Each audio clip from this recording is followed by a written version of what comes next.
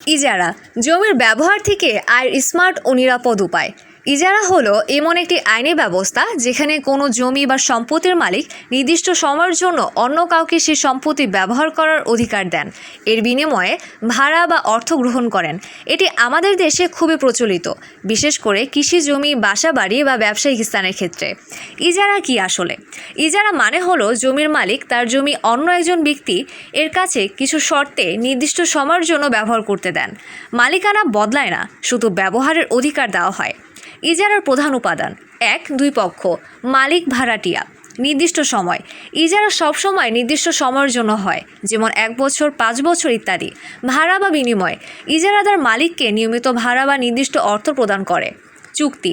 ইজারা সাধারণত লিখিত চুক্তির মাধ্যমে হয়, যেখানে সব শর্ত পরিষ্কারভাবে উল্লেখ থাকে। ইজারার ধরন: ১. নির্দিষ্ট মেয়াদের ইজারা। একটি নির্দিষ্ট সময় পর্যন্ত চলে, সময় শেষ হলে চুক্তি শেষ।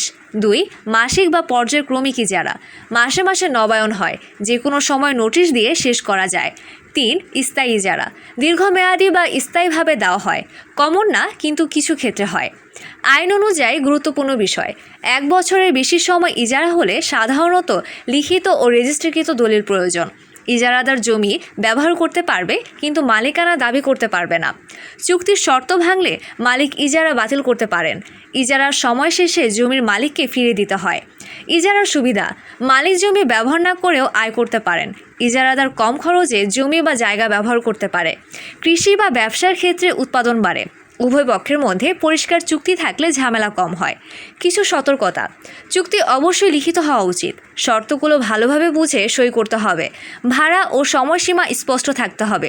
প্রয়োজন হলে আইনজীবীর পরামর্শ নেওয়া ভালো।